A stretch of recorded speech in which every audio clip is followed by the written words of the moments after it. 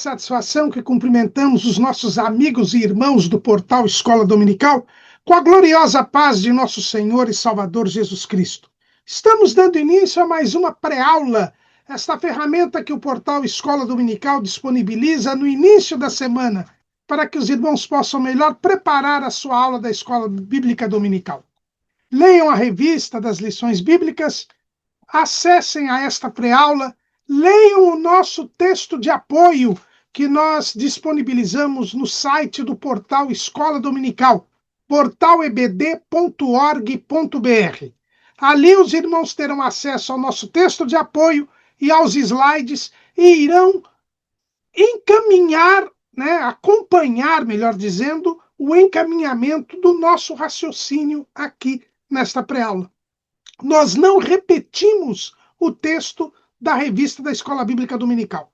Os irmãos têm acesso ao texto do comentarista, têm acesso à pré-aula, ao vídeo do comentarista, têm acesso ao livro de apoio e nosso objetivo aqui é trazer subsídios complementares aos amados irmãos para que os irmãos possam melhor preparar, se for professor, ou acompanhar a sua aula da Escola Bíblica Dominical.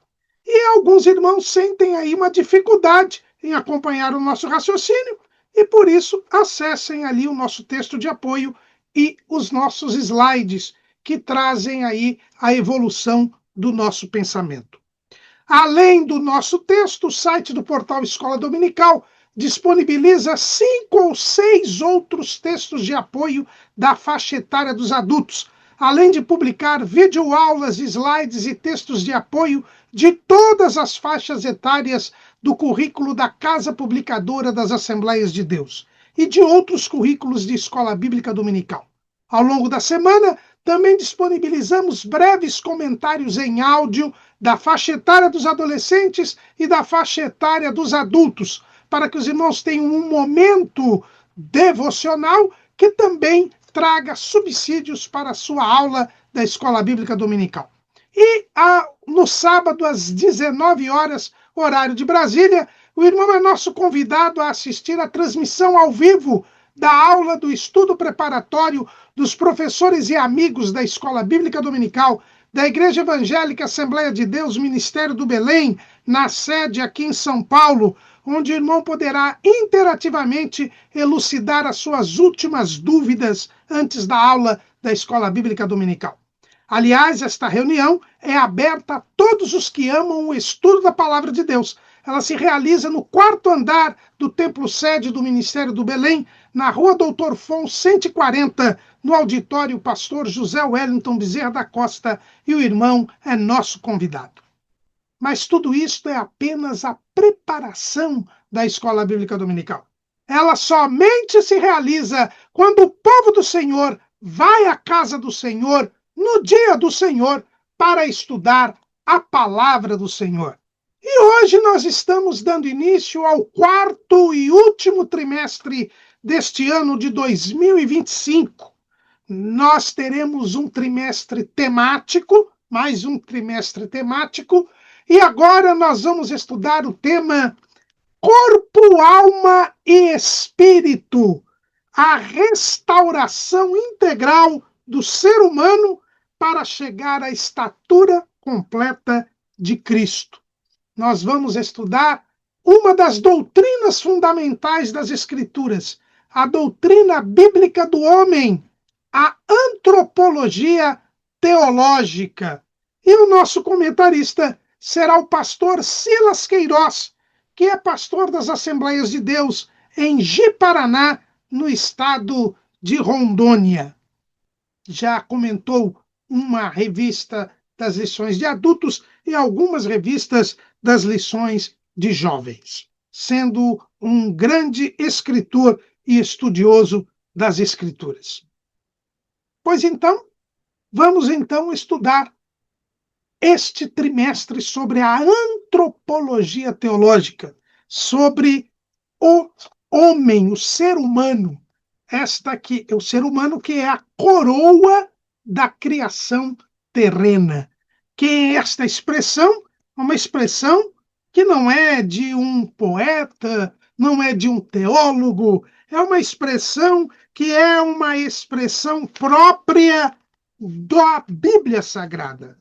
No Salmo de número 8, Davi, que é o salmista, ele assim declara. Salmo 8, versículo 4. Que é o homem mortal para que te lembres dele? E o filho do homem para que o visites? Contudo, pouco menor o fizeste do que os anjos, e de glória e de honra o coroaste. Fazes com que ele tenha domínio sobre as obras das tuas mãos. Tudo puseste debaixo de seus pés. Todas as ovelhas e bois, assim como os animais do campo, as aves dos céus e os peixes do mar, e tudo que passa pelas veredas dos mares. Esta é a posição do homem diante das criaturas terrenas, diante da terra. Deus fez o homem para ser o seu mordomo, o seu principal servo, para ser o administrador de tudo quanto ele criou na terra. Por isso que ele é a coroa da criação terrena.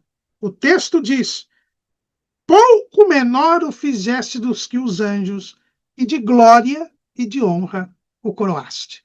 Então, estudar a respeito do homem é compreender o que a Bíblia revela a respeito desta criatura que ele criou de forma toda especial, de forma singular.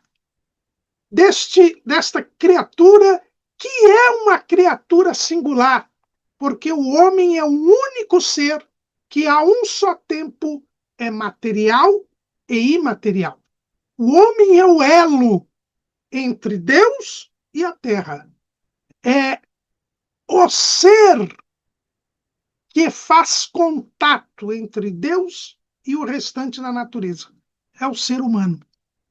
E que Deus fez questão de dizer que criou a sua imagem e semelhança. Então é este homem que nós iremos estudar neste trimestre. O que a Bíblia Sagrada fala a respeito do ser humano. O que a Bíblia Sagrada nos ensina a respeito de nós mesmos. E a capa da nossa revista, ela nos apresenta um ser humano, a figura de um homem, que parece estar de costas e que está a contemplar o céu, que parece ser um céu estrelado, luminoso. E isto já nos fala muito a respeito do que a Bíblia nos fala a respeito do homem. Sim, porque o homem está voltado para os céus. E o salmista, no Salmo de número 19, ele diz: os céus manifestam a glória de Deus e o firmamento anuncia a obra das suas mãos. O homem está em pé, olhando para o céu. O céu que declara a glória de Deus. Com base nesse Salmo 19, nós nos lembramos de um hino que os corais cantam, um hino sacro, se não me engano é dos coros sacros, que diz: os céus declaram a glória de Deus.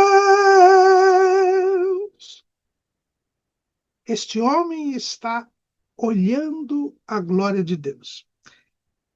E aí nos faz lembrar que o filósofo grego Platão, um dos filósofos mais importantes do Ocidente, e que juntamente com seu mestre Sócrates e seu discípulo Aristóteles praticamente montaram as bases do pensamento ocidental, Platão entendia que a palavra antropos, que é a palavra homem, no sentido de ser humano, em grego, como ela tem o final opos, que quer dizer olho em grego, ele diz que antropos significa olhar para cima. O homem foi feito, diz Platão, para olhar para cima. Para Platão, este cima falava do mundo das ideias, do mundo da verdade, e nós podemos, traduzindo em termos cristãos, em termos bíblicos, dizer que o homem está olhando para cima porque ele foi feito para ver a glória de Deus, para ter um relacionamento com Deus e, em nome de Deus, administrar a terra. É um homem que está em pé. E é interessante que, de todos os seres vivos, o homem é aquele que se mantém sempre em pé.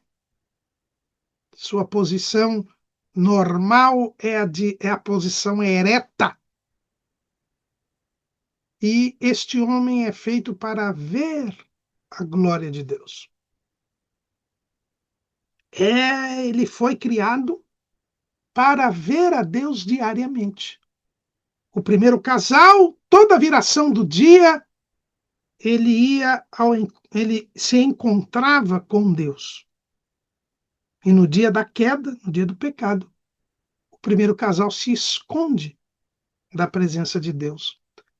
E por causa do pecado, ele perde este contato com Deus, esta comunhão com Deus, e aí nós vemos que o homem, que foi criado para ter contato com Deus, para estar vendo a glória de Deus a todo dia, agora é destituído da glória de Deus por causa do pecado. É o que nos diz o apóstolo Paulo lá na Epístola aos Romanos, capítulo 3, versículo 23. Porque todos pecaram e destituídos estão da glória de Deus. E esta destituição da glória de Deus já não o permite mais ver a Deus. Já não o permite mais ver o reino de Deus. Para isto ele terá de nascer de novo. Só quando o homem nasce novamente por crer em Jesus, aí ele passa a ver novamente a glória de Deus, a ver o reino de Deus. É o que Jesus diz a Nicodemos, lá em João capítulo 3, versículo 3.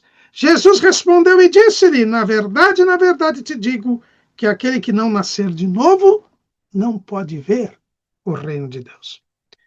E esta é a saga do ser humano. Ele que é criado para ver a Deus, para ter contato com Deus, para, em nome de Deus, administrar a terra. Ele agora, por causa do pecado, é destituído da glória de Deus. E é necessário que ele nasça de novo, em Cristo Jesus, para restaurar esta imagem e semelhança de Deus com que ele foi criado. Porque o pecado desfigurou esta imagem e semelhança de Deus. E o homem passou a ser a imagem e semelhança de seu pai depravado, a imagem e semelhança de Adão. Deus tinha um propósito: criar o homem à sua imagem e semelhança. Gênesis 1 e 26. E disse Deus: façamos o homem à nossa imagem, conforme a nossa semelhança, e domine sobre os peixes do mar, e sobre as aves dos céus, e sobre o gado, e sobre toda a terra, e sobre todo réptil que se move sobre a terra. E criou Deus o homem à sua imagem, a imagem de Deus o criou, macho e fêmea os criou. Gênesis 1, 26 e 27. Mas depois da queda, o que nós vemos lá em Gênesis 5 e 3. E Adão viveu 130 anos e gerou um filho à sua semelhança, conforme a sua imagem, e chamou o seu nome Sete. Então os homens passaram a ser imagem e semelhança de Adão. Já não mais um homem ereto. Não que o homem tenha virado quadrúpede, não, não é isto. Mas agora, espiritualmente, ele não podia estar em pé na presença de Deus. Ele agora é escravizado pelo pecado, é escravizado pelo maligno, já não é livre e já não consegue participar da glória de Deus. Dela foi destituído e está separado de Deus. Mas Deus, na sua infinita misericórdia, se fez homem para que, como homem, resgatasse o homem e restaurasse esta imagem e semelhança de Deus, para que ele possa chegar em Cristo à estatura completa. É, como diz o nosso subtítulo, restauração integral do ser humano para chegar à estatura completa de Cristo. Então, esta é a lição da capa da nossa revista. Né? Nos mostra o propósito de Deus na criação do homem e o propósito de Deus na restauração do homem. Aquele que foi feito à imagem e semelhança de Deus. Gênesis 1, 26 e 27. Aquele que tinha acesso à glória de Deus, coroa da criação terrena. Salmo 8, do 4 até o versículo. Salmo 8, do 4 até o versículo 8. E aquele que pode ser restaurado por Cristo para ver novamente o reino de Deus, para chegar à estatura completa de Cristo.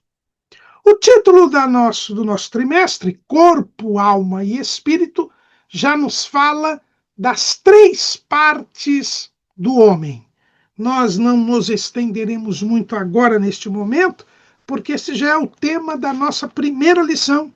O homem, corpo, alma e espírito. Então, daqui a pouco, nós iremos explicar esta tricotomia, esta triunidade que é o homem, que é um dos aspectos da semelhança com Deus. Deus, nós estudamos há pouco tempo atrás, num dos trimestres, quando nós vimos a respeito das heresias antigas, nós vimos que a Bíblia nos mostra que Deus é um só, mas são três pessoas distintas: o Pai, o Filho e o Espírito Santo.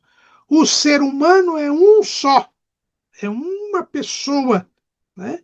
E nesta pessoa nós temos três partes, três componentes, que são o corpo, a alma e o espírito. Daqui a pouco falaremos sobre cada uma destas partes. Nesse trimestre, nós teremos uma lição introdutória, que é a lição de hoje, onde iremos analisar a tricotomia humana, e depois nós temos três blocos, cada um tratando de uma parte do ser humano. O ser humano é corpo, alma e espírito. Como sabemos disso? Está lá em 1 aos Tessalonicenses, capítulo 5, a primeira carta aos Tessalonicenses, que os estudiosos da Bíblia entendem ter sido o primeiro livro a ter sido escrito no Novo Testamento, o primeiro livro escrito pelo apóstolo Paulo. E Paulo, terminando a sua carta, diz lá em 1 Tessalonicenses 5 e 23, e o mesmo Deus de paz vos santifique em tudo, e todo o vosso espírito e alma e corpo sejam plenamente conservados irrepreensíveis para a vinda de nosso Senhor Jesus Cristo. Este novo homem, este homem salvo, este homem restaurado, que volta a ter acesso à glória de Deus, que volta a ver a glória de Deus, este homem, ele precisa se conservar irrepreensível para a vinda de nosso Senhor Jesus Cristo. E aqui nós já vemos que a salvação não é para sempre. Uma vez salvo, salvo para sempre. Não. Ela é condicionada à conservação da irrepreensibilidade. A irrepreensibilidade é a perfeição. Nós nascemos de novo e temos que crescer nesta nova natureza. Este crescimento vai nos levando à perfeição. A cada dia nós somos conformados à imagem de Cristo. Vamos crescendo em estatura, em sabedoria e graça para com Deus e os homens, assim como Jesus cresceu. E nós temos que ser conservados irrepreensíveis em tudo. E este tudo envolve o homem todo. Veja que o subtítulo do nosso trimestre fala em restauração integral. E o que é este homem inteiro? É espírito, alma e corpo. Espírito, alma e corpo. Porque a salvação, ela começa no espírito, vai para a alma e chega ao corpo. No nosso título do trimestre, nós estamos com as coisas invertidas, por quê? Porque foi usada aqui a ordem da criação. Deus primeiro fez o corpo, depois a alma e o espírito. Mas a santificação, a salvação, ela vai do espírito, da alma e do corpo. Não é? Então, nós somos vivificados e a vivificação se dá no espírito. O que diz Paulo lá em Efésios 2:1, e vos vivificou, estando vós mortos em ofensas e pecados. Então nós somos vivificados. Essa vivificação, essa nova vida, esse novo nascimento, ele se dá no Espírito. 1 aos Coríntios, capítulo 15. Paulo diz assim, versículo 45. 1 aos Coríntios 15, 45. Assim está também escrito: o primeiro homem, Adão, foi feito em alma vivente, o último Adão em espírito vivificante. Então, começa na vivificação, que é a vivificação do espírito. Aí o espírito revivificado entra em comunhão com o Espírito Santo. E o Espírito Santo age no nosso espírito e nós temos atingida a alma. Romanos capítulo 5, versículo 5. E a esperança não traz confusão, porquanto o amor de Deus está derramado em nosso coração pelo Espírito Santo que nos foi dado. E o coração aqui envolve a alma. Então, o Espírito é vivificado, entra em comunhão com o Espírito Santo derrama o amor de Deus em nosso coração, na nossa alma. E agora nós recebemos o amor de Deus. E a alma cheia do amor de Deus acaba atingindo o corpo. E aí o nosso corpo passa agora, nesta novidade de vida, a ser instrumento para justiça e santificação. O que diz Paulo lá em Romanos, capítulo 6, versículo 6, versículo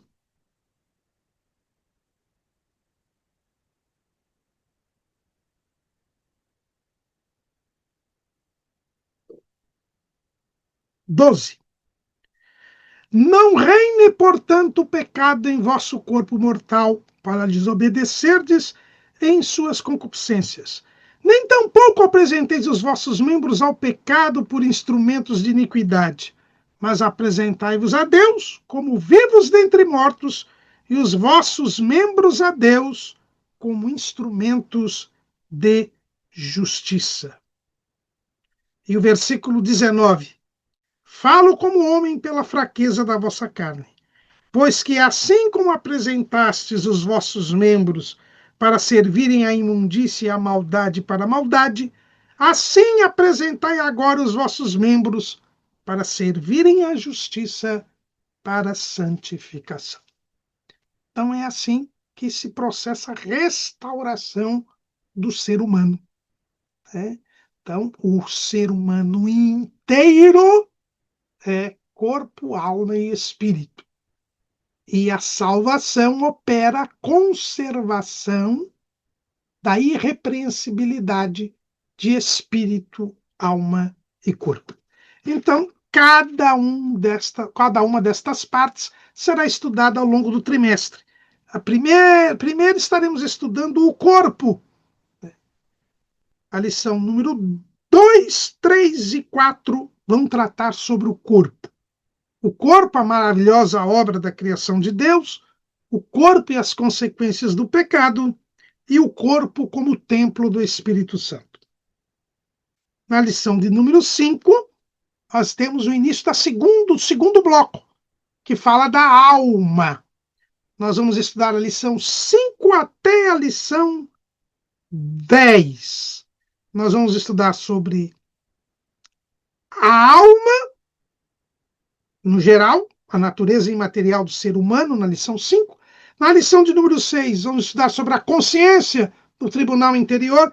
Embora ela esteja aqui no bloco da alma, nós vamos ver que há uma discussão e entendemos que a consciência é parte do espírito. Nós vamos estudar sobre os pensamentos, a arena da batalha na vida cristã. Na lição 8, sobre emoções e sentimentos, a batalha do equilíbrio interior. Na lição 9, sobre a vontade, o que move o ser humano. E o terceiro bloco fala do espírito. Nós vamos estudar sobre o espírito âmago da vida humana, uma lição geral sobre o espírito. Depois, na lição 11, o espírito humano e as disciplinas cristãs. E a lição de número 12, o espírito humano e o espírito de Deus. E, por fim, uma lição conclusiva, preparando o corpo, a alma e o espírito para a eternidade. Então, esse é o itinerário previsto aí sugerido pela Casa Publicadora das Assembleias de Deus. Então, vamos entrar propriamente à lição de número 1, onde vamos estudar sobre o homem, corpo, alma e espírito. Aqui, nós já vimos que esta divisão é chamada de tricotomia, ou seja, eu posso dividir o homem em 3 partes. Isso que quer dizer tricotomia. O homem tem 3 partes: corpo, alma e espírito. E o texto principal da Bíblia que nos indica isso, nós já lemos aqui, é 1 Tessalonicenses 5 e 23. Além de 1 Tessalonicenses 5 e 23, nós também temos a Epístola aos Hebreus, no capítulo 4 e no versículo 12. Diz assim o escritor aos Hebreus: porque a palavra de Deus é viva e eficaz, e mais penetrante do que qualquer espada de 2 gumes, e penetra até a divisão da alma e do espírito e das juntas e medulas, e é apta para discernir os pensamentos e intenções do coração. E não há criatura alguma encoberta diante dele. Antes, todas as coisas estão nuas e patentes aos olhos daquele com quem temos de tratar. Então, aqui nós também lemos o versículo 13. Então, aqui nesta passagem também da Epístola aos Hebreus, nós vemos que a palavra de Deus, ela age nas juntas e medulas, que é o corpo, ela age na alma e age no espírito. Então aqui o escritor aos Hebreus, ele também fala que existe a alma, o espírito e o corpo. E ainda nos mostra que o homem interior, ele tem, que é o coração, é o homem interior, ele tem pensamentos e intenções. Então aqui fala a respeito da razão e a respeito da vontade dos sentimentos. Pensamentos fala de razão e fala também da vontade e dos sentimentos, que são as três faculdades da alma. Então aqui nós vemos a tricotomia em dois textos bíblicos e que discernem bem a respeito de alma e de espírito. Por que estamos enfatizando isto? Porque ao longo da história da igreja existem dois tipos de pensamento quanto a isto entre os teólogos cristãos. Existem aqueles que defendem a dicotomia, dizem que o homem só tem duas partes, corpo e alma. E aqueles que defendem a tricotomia, que é aqueles que dizem que há três partes, corpo, alma e espírito. Nós já vimos aqui que vamos seguir, né? E nós, Assembleia de Deus, seguimos a teoria tricotômica. Por quê? Porque é ela que decorre do texto bíblico. Paulo distingue perfeitamente em 1 Tessalonicenses espírito, alma e corpo. E o escritor aos Hebreus, que muitos entendem ser o próprio apóstolo Paulo, diz que a palavra de Deus vai até a divisão da alma e do espírito. Então, alma e espírito são distintos, não são a mesma coisa. Segundo os dicotômicos, eu só tenho o corpo de um lado e a alma do outro. O homem seria dicotômico. Esta ideia, irmãos, ela é um resquício da filosofia grega, principalmente de Platão. Platão é quem entendia que o homem era corpo e alma. Aliás, Platão, ele adota esta ideia com nítida influência da cultura hindu, dos indianos, que também entendem que o homem é corpo e alma. E tanto os hindus quanto Platão entendiam que a matéria, que é o corpo, se opõe ao espírito, que seria a alma. Então, para eles, a alma é espiritual. Então, e o corpo é material. Então, para eles, espírito é apenas a substância imaterial da alma. Então, quando se fala em espírito, se fala da substância da alma. Então, nós falamos de corpo e matéria e falamos de alma e de espírito. Mas não é assim que a palavra de Deus nos ensina. E lembrando que esta filosofia dicotômica, nós vamos nos aprofundar disso quando estudarmos sobre o corpo, ela tem a ideia de que o corpo é matéria e que a matéria é má. E que a alma é espírito e o espírito é bom. E isso também não tem base bíblica. Isso é da religião hindu, da religião budista, das religiões esotéricas gregas, mas não tem base bíblica. A Bíblia diz que tudo que Deus criou é bom. Então, a dicotomia está ligada a ideias filosófico-religiosas estranhas à palavra de Deus. E a palavra de Deus, pelo contrário, nos mostra que o homem é tricotômico. Ele é tricotômico. Ele é corpo, alma e espírito. É isto que se deduz da Bíblia Sagrada. E é por isso que a nossa declaração de fé, na sua segunda edição, no capítulo 5, na página 85, capítulo 5, no item 5, tudo 5 aqui, né? Então, na segunda edição, a nossa declaração de fé, no capítulo 5, no item 5, diz assim: a constituição humana. Entendemos que o ser humano é um ser tricotômico, constituído de 3 partes: uma física, o corpo, e 2 imateriais, alma e espírito. Exemplo dessa constituição nós temos no próprio Jesus. Jesus, irmãos, ele é o modelo de homem. Porque Jesus é Deus, mas ele também se fez homem. Ele é o homem perfeito. Mal sabia Pilatos que quando apresentou Jesus após o tê-lo açoitado e ainda querendo poupá-lo da morte, ainda que de modo tímido, ele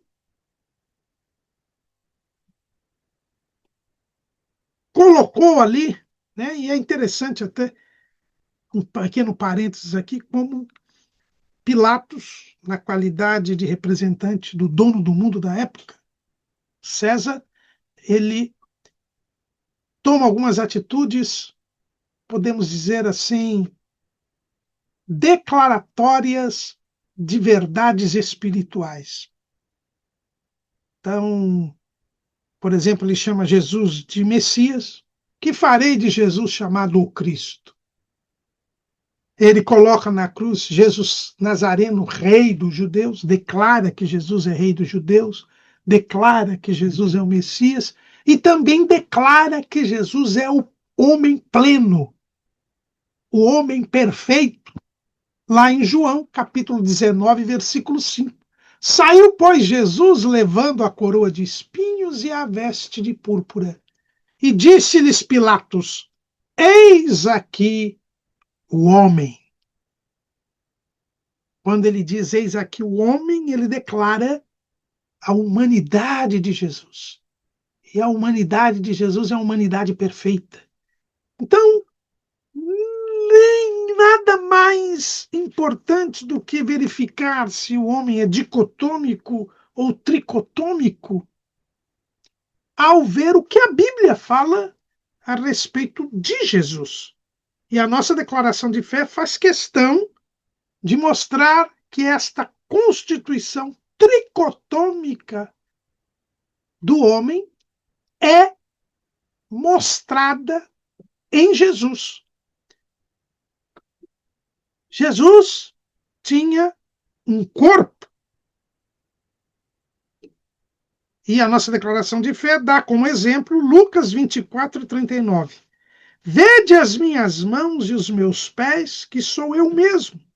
Tocai-me e vede, pois um espírito não tem carne nem ossos, como vedes que eu tenho. Jesus ressuscitado, ele tinha um corpo, já o corpo glorioso, mas ele fez questão de demonstrar que ele tinha um corpo. E o próprio escritor aos Hebreus, ele fala que Jesus, deixando a glória, ele realça que recebeu um corpo. Hebreus capítulo 10, versículo 5. Pelo que, entrando no mundo, diz: sacrifício e oferta não quiseste, mas corpo me preparaste. Então, Jesus recebeu um corpo para oferecê-lo pelos homens. E o próprio escritor aos Hebreus reforça esse pensamento. Hebreus 10 e 14. Porque com uma só oblação A, aliás, o versículo 10, desculpe, Hebreus 10:10, na qual vontade temos sido santificados pela oblação do corpo de Jesus Cristo, feita uma vez. Então, Jesus tinha corpo, mas também Jesus tinha alma. João 12:27 é mencionado na nossa declaração de fé. Agora minha alma está perturbada. E que direi eu? Pai, salva-me desta hora. Mas para isto vim a esta hora. Jesus diz que a sua alma estava perturbada, mas ele, pela perspectiva da sua morte, pela proximidade da sua morte, a sua alma se encontrava perturbada. Então Jesus tinha alma. Jesus tinha alma. Né? E ele estava com a alma perturbada. Então ele tinha alma. Mas não é só isso. Jesus também tinha espírito. E a nossa declaração de fé lembra de Lucas 23:46. E clamando Jesus com grande voz, disse: Pai, nas tuas mãos entrego o meu espírito. E havendo dito isto, expirou. Então, no momento da morte, Jesus entrega o seu espírito ao Pai. Então, nós notamos aqui que Jesus tinha corpo, tinha alma e tinha espírito. Então, se ele é homem, todo homem tem corpo, alma e espírito. Então, nós devemos entender isto. Então, não há como fugirmos da tricotomia. É o que decorre da Bíblia, enquanto que a dicotomia é uma interpretação influenciada por doutrinas, por ensinamentos sem base bíblica. Visto então que o homem é tricotômico, vamos então, ainda que nesta lição introdutória, de forma geral, verificar quais são estas partes do homem. E, para tanto, nós vamos à descrição da criação do homem. Lá no livro do Gênesis, capítulo 2, a Bíblia nos mostra como Deus criou o homem, descreve a criação. Gênesis, capítulo 2, versículo 7. E formou o Senhor Deus o homem do pó da terra, e soprou em seus narizes o fôlego da vida, e o homem foi feito alma vivente. Aqui nós temos a narração da criação do homem. E é por isso que o nosso título está Corpo, Alma e Espírito. Porque a Bíblia diz, em primeiro lugar, que Deus formou o homem do pó da terra. Então começou pela parte material. Então o homem foi formado por Deus. É interessante que a expressão aqui que a Bíblia indica é formar, ou seja, uma criação especial. E isto nós já vemos. O homem é um ser singular. Ele foi criado de forma diferente dos outros seres. Os outros seres foram criados pelo poder da palavra. E disse Deus: haja luz. E houve luz. E disse Deus: haja luminares no céu. Mas no momento do homem, disse Deus para as três pessoas divinas, disseram: façamos o homem à nossa imagem, conforme a nossa semelhança. Então há aqui uma distinção.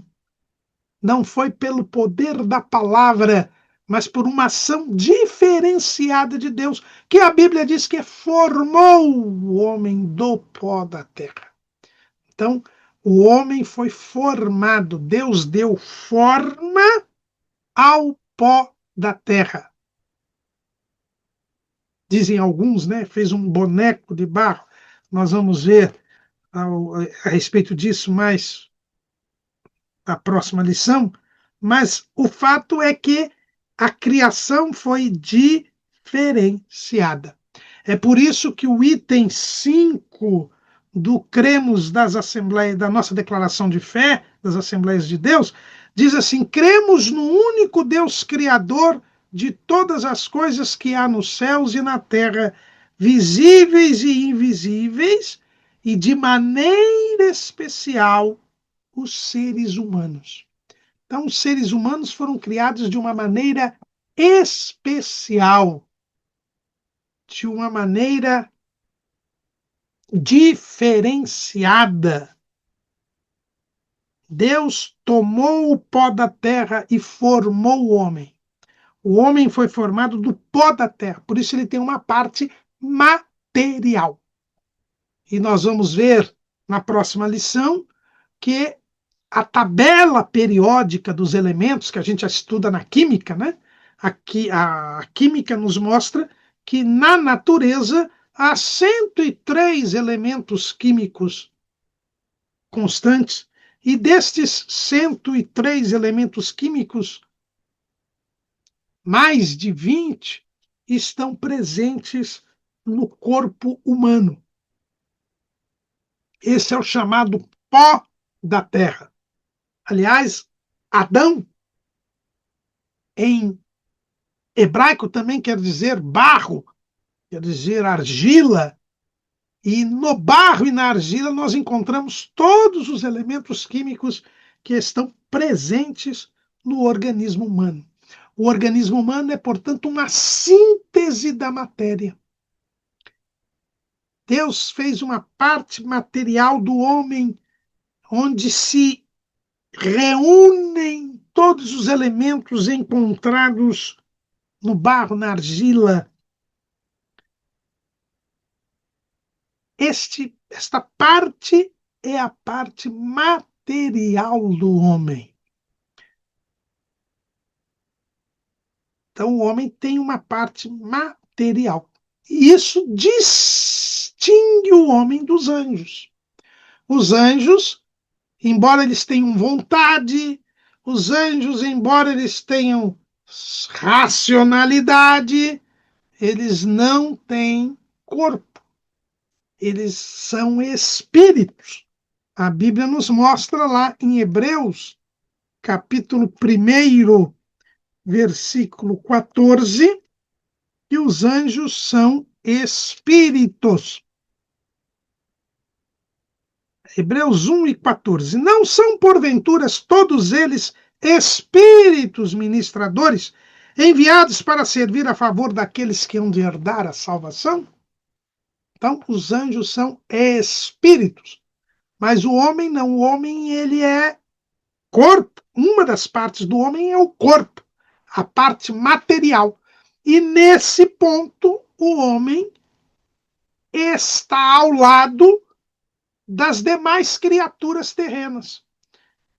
Os minerais, os vegetais e os animais que compõem o universo físico, que compõem a Terra, que compõem a matéria, o mundo material, eles também têm corpo.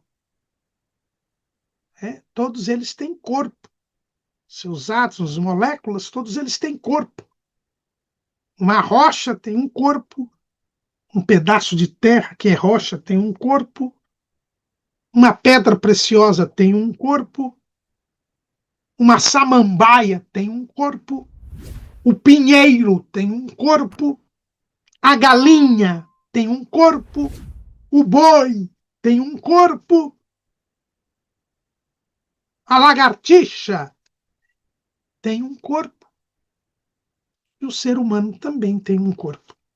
Esse é o ponto de contato entre o homem e as demais criaturas terrenas. É por ele ter um corpo que ele pode administrar a terra. É por ele ter um corpo que ele pode dominar sobre a criação terrena. Deus o dotou de corpo para que ele domine sobre os peixes do mar, sobre as aves da terra, sobre o gado, e sobre toda a terra e sobre todo o réptil que se move sobre a terra. E neste papel de senhor, de dominador, de quem tem o poder de mando, o homem se assemelha a Deus, porque Deus é o Senhor de todas as coisas, é quem governa todas as coisas. Então, aqui nós temos um ponto de contato do homem com relação às criaturas terrenas. É o seu corpo. E este corpo, ele é feito para ser templo do Espírito Santo. 1 aos Coríntios, capítulo 6, versículo 19. Ou não sabeis que o nosso corpo é o templo do Espírito Santo, que habita em vós, proveniente de Deus, e que não sois de vós mesmos? Porque fostes comprados por bom preço. Glorificai, pois, a Deus no vosso corpo e no vosso espírito, os quais pertencem a Deus.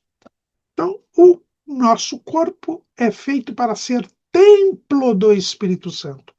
O homem exemplar, que nós já vimos aqui que é Jesus, o corpo de Jesus era templo do Espírito Santo. João, capítulo 2, Evangelho segundo João, capítulo 2, versículo 19. Jesus respondeu e disse-lhes: derribai este templo e em 3 dias o levantarei. Versículo 21. Mas ele falava do templo do seu corpo. Então, o corpo de Jesus era templo do Espírito Santo e o nosso corpo deve ser também templo do Espírito Santo. Para isto que o corpo foi feito, para ser templo do Espírito Santo, para ser habitação do Espírito Santo, para ser templo de Deus.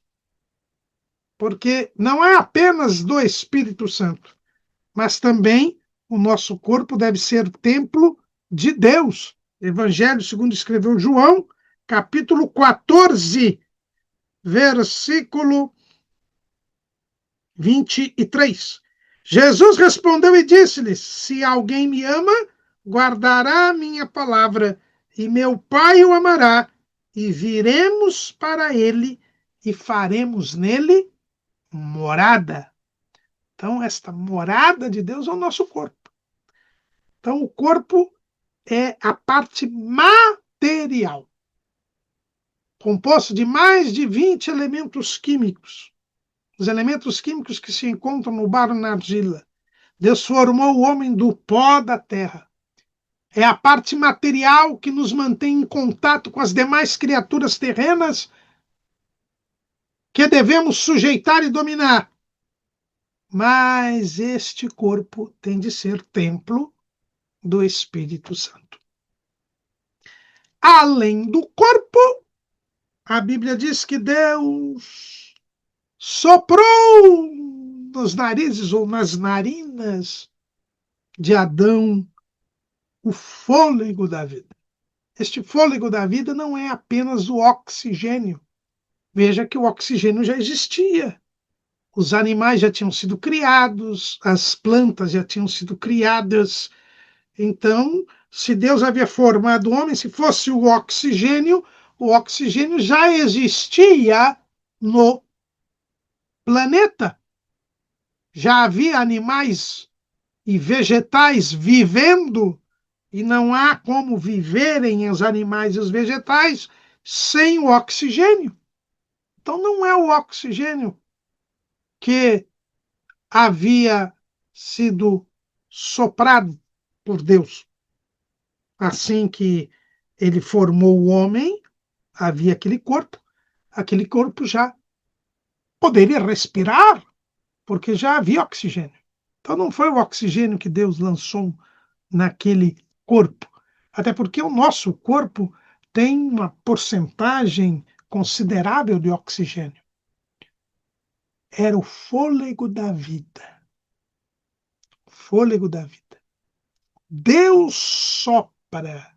Esse sopro é o pneuma no grego, é o ruach no hebraico, é o espírito. A palavra espírito em português vem também da raiz sopro. É o espírito. Este espírito que é o elemento que irá fazer a ligação entre Deus e o homem. Porque a Bíblia diz que Deus é espírito. Deus é espírito. Nós já vimos que o Espírito Santo, que é uma das pessoas divinas, vem morar no homem. O seu corpo do homem é feito para ser o templo do Espírito Santo, mas ele tem um espírito. Deus sopra no homem e o homem recebe um espírito. Este espírito é quem vai fazer a ligação entre Deus e o homem. É o elemento de ligação. É o elemento de compartilhamento entre Deus e o homem. O Espírito foi dado ao homem para que ele se relacione com Deus, para que ele entenda a vontade de Deus, para que ele perceba as intenções divinas, para que ele possa ser dirigido por Deus, orientado por Deus. Deus é superior ao homem. O homem não teria condições de ter acesso a Deus. Os anjos, eles são espíritos. Assim como Deus é espírito, eles já estão na dimensão da eternidade. E, portanto, estão diante da face do Senhor. Estão já no ambiente celestial. O Salmo 103, ele diz o seguinte, o salmista Davi: bendizei ao Senhor, anjos seus, magníficos em poder, que cumpris as suas ordens, obedecendo à voz da sua palavra. Bendizei ao Senhor todos os seus exércitos, vós, ministros seus, que executais o seu beneplácito. Então, os anjos, eles estão na presença de Deus, no ambiente celestial, o ambiente da eternidade, o ambiente puramente espiritual, e eles estão, ouvem diretamente a voz de Deus, cumprem as suas ordens e fazem a sua vontade, porque estão na presença de Deus. É o que nós encontramos lá no livro de Jó. No livro de Jó, no capítulo 1 e o versículo 6. E vindo um dia em que os filhos de Deus, e os filhos de Deus aqui são os anjos, vieram apresentar-se perante o Senhor. Veio também Satanás entre eles. Então, eles se apresentam diante de Deus, porque são espíritos, já foram criados num ambiente celestial e estão na presença de Deus. Não é assim com o homem, que é material. Ele foi formado do pó da terra. O pó da terra não pode entrar em contato no ambiente celestial, porque ele está no ambiente terreno. Como haveria esta comunicação entre Deus e o homem? Por meio do Espírito. É por isso que Deus soprou nele o fôlego da vida. Por meio deste elemento, desta parte, o homem entra em contato com Deus. O homem tem acesso às coisas que são de cima. O homem pode ver o reino de Deus, ver a glória de Deus. O homem pode se comunicar com Deus. É este o papel do Espírito. É a ponte entre Deus e o homem. É a parte de Deus, aliás, é a parte do homem que faz o relacionamento com Deus. É por isso que quando o homem peca, o espírito fica separado de Deus. E aí o espírito fica inerte, inativo. Para usar uma linguagem tecnológica aqui, da informática, ele fica offline. Por quê? Porque o pecado separa o homem de Deus. Isaías, capítulo 59, versículo 2. Isaías 59, 2. Mas as vossas iniquidades fazem divisão entre vós e o vosso Deus, e os vossos pecados encobrem o seu rosto de vós, para que vos não ouça. Quando o primeiro casal peca e Deus se apresenta no jardim, o espírito já estava inativo. Já havia ocorrido a morte espiritual, a separação entre Deus e o homem. E por isso o primeiro casal se esconde. Não tem mais condições de se apresentar diante de Deus, porque esta apresentação diante de Deus é feita pelo Espírito. Por isso que Deus soprou o fôlego da vida. É o Espírito. É aquele que faz a ligação entre Deus e os homens. E é por isso que Jesus, ao morrer, não tendo pecado, ele diz: nas tuas mãos entrego o meu espírito.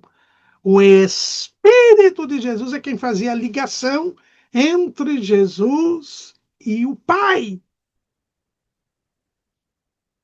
E aquela ligação estava interrompida porque os nossos pecados haviam caído sobre Jesus. Mas como ele não havia pecado, ele podia entregar o espírito. Seu espírito estava vivo, embora ele estivesse morto. Né? Fisicamente, e pagando o preço dos nossos pecados. É assim que devemos entender o que diz Paulo lá em 1 Timóteo, capítulo 3, versículo 16. E sem dúvida alguma, grande é o mistério da piedade.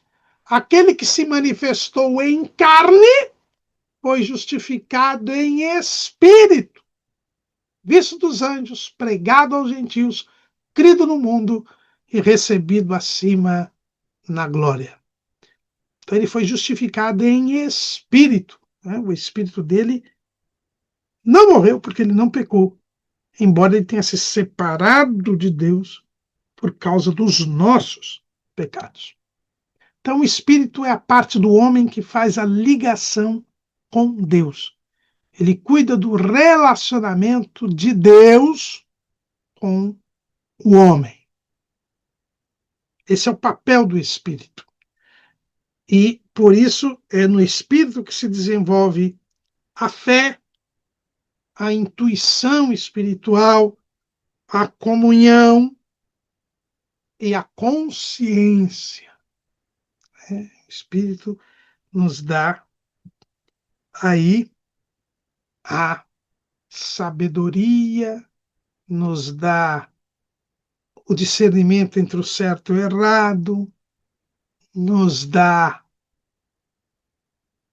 a capacidade de adoração, nos dá o testemunho que somos filhos de Deus. Esse é o espírito. E nós temos a alma. A alma. E o homem foi feito alma vivente. Deus soprou em seus narizes o fôlego da vida. E o homem foi feito alma vivente. Aí nós temos a alma. A alma é aquilo que nos individualiza. A alma é o nosso próprio eu. Veja que o corpo é igual em todos, com a diferença de sexo, macho e fêmea os criou, mas todos os machos têm os mesmos órgãos e todas as fêmeas têm os mesmos órgãos. As mulheres têm útero, têm pé, têm mão, têm olho, têm cabelo, têm perna, têm estômago, têm pâncreas. Os homens têm as suas próprias genitálias, que nisto que se diferencia da mulher, mas no mais, todos têm pâncreas, fígado, estômago, esôfago. Os corpos humanos não nos tornam indivíduos. Tanto que há até os transplantes. O coração de um pode ir para outro, sem problema nenhum. Os corpos não nos individualizam. Os espíritos também não nos individualizam. Porque o espírito está ativo se a pessoa é salva, ou inativo se a pessoa é perdida, mas se inativo nada faz, se ativo leva o homem a adorar a Deus, e aí os que são adoradores a Deus, os que são membros da Igreja do Senhor Jesus, são macho, fêmea, servo, livre, homem, mulher, enfim, não há qualquer distinção, porque o Espírito também não nos individualiza. O que nos torna uns diferentes dos outros? O que nos torna um indivíduo? A alma. A alma. A alma é a sede da nossa personalidade. E a alma, ela possui 3 faculdades: a razão, o sentimento, a sensibilidade e a vontade. A alma, ela nos torna diferentes uns dos outros. E a alma, ela tem a razão, que é o raciocínio, o intelecto. E é isso que faz o homem também diferente dos outros animais. E a palavra animal, ela foi dada porque são seres que têm alma. Por quê? Porque o grego entendia que o ser que tem alma é aquele que se movimenta. Então eles entendiam que os vegetais não tinham alma. Só tinham alma os animais, porque eles se movimentavam, se deslocavam de um lugar para outro. Então eles teriam alma. Mas as almas dos animais são almas materiais. O homem não. O homem tem uma alma imaterial. É uma alma que não é formada de matéria. E a alma é onde nós pensamos, que é a razão, onde nós sentimos, que é a sensibilidade, e onde nós queremos ou desejamos, que é a vontade. Então, a alma é a sede da nossa personalidade, é o nosso eu, é o nosso ego. E o homem é o único que pensa, é o único ser que pensa, que tem capacidade de pensar, que tem inteligência. É por isso que o filósofo grego Aristóteles dizia que a definição de homem é animal racional. Animal porque ele se movimentava, e na cabeça do grego tinha alma, e racional porque ele pensa, porque ele raciocina. E Deus fez o homem perceber isso quando chamou Adão para dar nome aos animais. Aqui nós vemos a razão. Só o homem é racional entre as criaturas terrenas. E isso o coloca na condição de dominar e sujeitar os demais. Inclusive, quando Deus manda Adão dar nome aos animais, é para mostrar que ele tinha autoridade sobre os animais. Porque dar nome é um ato de autoridade. As primeiras autoridades que temos sobre nós são os nossos pais. Por quê? Porque são eles que dão nome a nós. Então, a razão faz parte da alma. Mas também o homem sente. Assim que o homem deu nome aos animais, ele percebeu pela sua inteligência que ele era o único ser que não tinha um par, o único ser que não podia, que não tinha quem lhe correspondesse. E aí ele se sentiu só. E imediatamente Deus lhe deu um profundo sono para que ele não sofresse. A alma tem sentimentos. Nós lemos aqui, Jesus diz: a minha alma está perturbada até a morte. A Bíblia nos mostra Jesus se angustiando. A Bíblia nos mostra Jesus se entristecendo.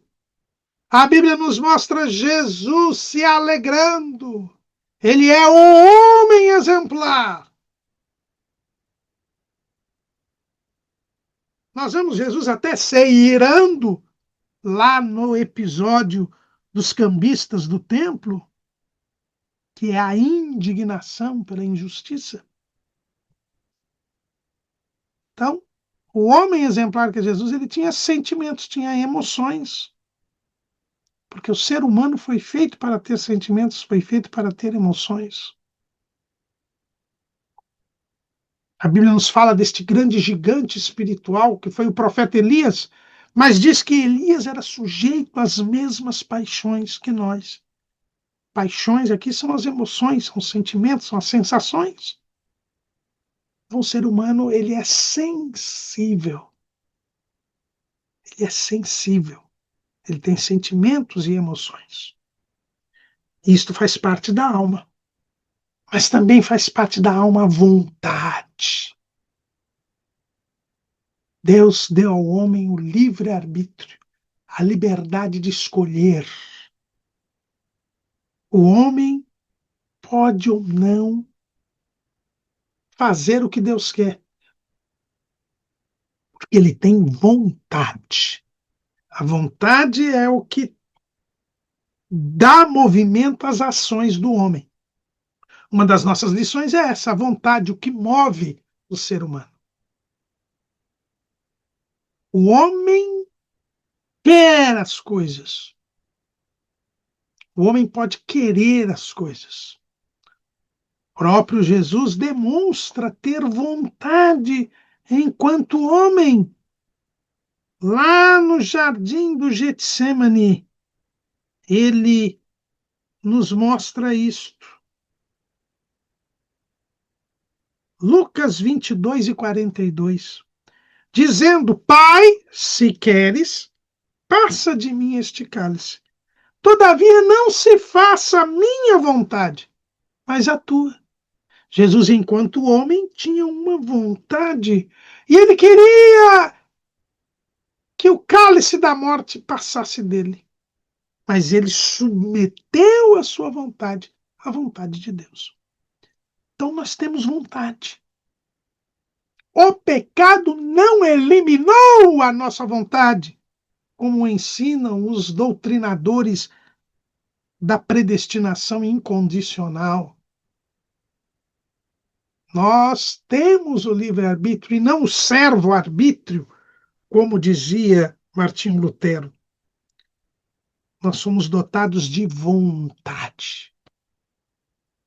E devemos sim submeter a nossa vontade à vontade de Deus. Então aqui nós vemos a alma, que é a sede da nossa personalidade, que nos faz diferentes uns dos outros, que nos individualiza. Corpo, alma e espírito. Este é o ser humano. E tanto o corpo, como alma, como espírito devem cumprir o propósito divino. Que Deus criou o homem, corpo, alma e espírito. E Ele quer que este corpo, alma e espírito manifestem aqui na Terra a glória de Deus. Como isto era no princípio, como isto se alterou com o pecado, e como isto pode ser restaurado em Cristo Jesus, é o que iremos estudar, querendo Deus, ao longo do trimestre. Amém.